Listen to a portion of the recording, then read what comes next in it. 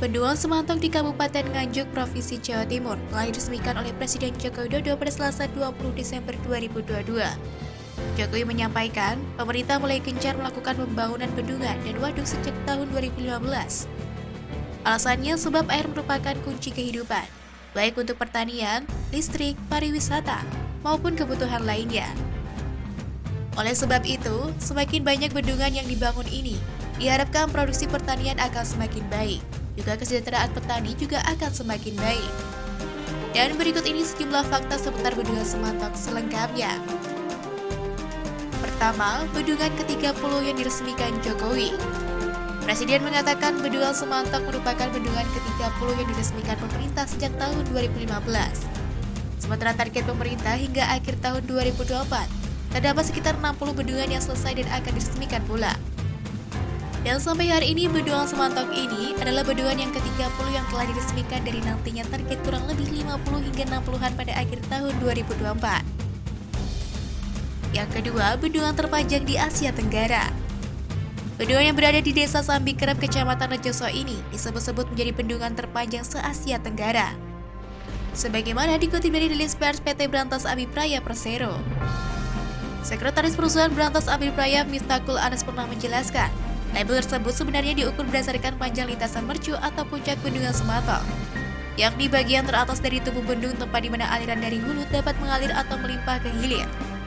Adapun panjang mercu atau puncak bendungan yakni sekitar 3.100 meter.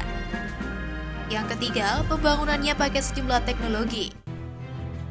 Dalam percepatan pembangunannya, Hutama Karya selaku salah satu kontraktor menggunakan berbagai macam teknologi pada aspek konstruksi bahkan lingkungan. Eksekutif Vice Presiden Sekretaris Perusahaan Hutama Karya Cahyo Purnomo menjelaskan, terdapat 3 teknologi digitalisasi konstruksi yang digunakan, meliputi utilisasi terrestrial laser scanner, kolaborasi manajemen proyek Building Information Modeling atau BIM, serta inovasi teknologi pembangunan energi baru terbarukan PLTB. Sementara dalam aspek lingkungan, Hutama Karya melakukan penanaman vetiver sebagai perkuatan lereng slope disposal atau spoil bank material buangan hasil galian. Yang keempat, waktu penggalian 5 tahun. Pembangunan Bendungan Semantok dimulai pada Desember 2017 silam, kemudian menjalani pengisian awal atau impounding pada Juni 2022. Hingga akhirnya bendungan tersebut diresmikan Jokowi pada Desember 2022. Artinya, pembangunan Bendungan Semantok memakan waktu 5 tahun. Yang kelima, telan biaya 2,5 triliun rupiah. Menurut Jokowi, pembangunan Bendungan Semantok menghabiskan anggaran 2,5 triliun rupiah. Meskipun bukan uang yang sedikit, tetapi memang kapasitas tampung dari bendungan ini adalah sangat besar sekali. Keenam, spesifikasi Bendungan Semantok. Mulasi dari laman Kementerian PUPR, Bendungan Semantok dibangun dengan tipe zonal inti tegak yang memiliki tinggi 38,5 meter, serta panjang puncak bendungan 3.100 meter. Ketujuh, potensi manfaat.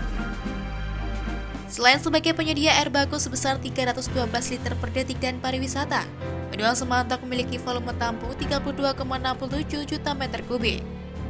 Bendungan ini juga dilengkapi jaringan irigasi sebesar 2,47 meter kubik per detik untuk menyuplai air irigasi persawahan seluas 1.900 hektar.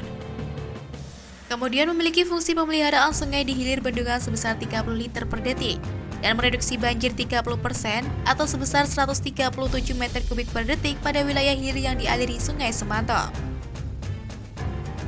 Yang kedelapan, digarap 4 kontraktor. Adapun pembangunan Bendungan Semantok ini dilaksanakan Kementerian PUPR melalui Balai Besar Wilayah Sungai atau BBWA Sungai Berantas melalui 4 paket pekerjaan. Paket 1 dan 3 dikerjakan oleh kontraktor pelaksana PT Brantas Abipraya dan PT Pelita Nusa Perkasa KSO. Sementara paket 2 dan 4 dikerjakan oleh PT Hutama Karya dan PT Bahagia Bangun Nusa KSO.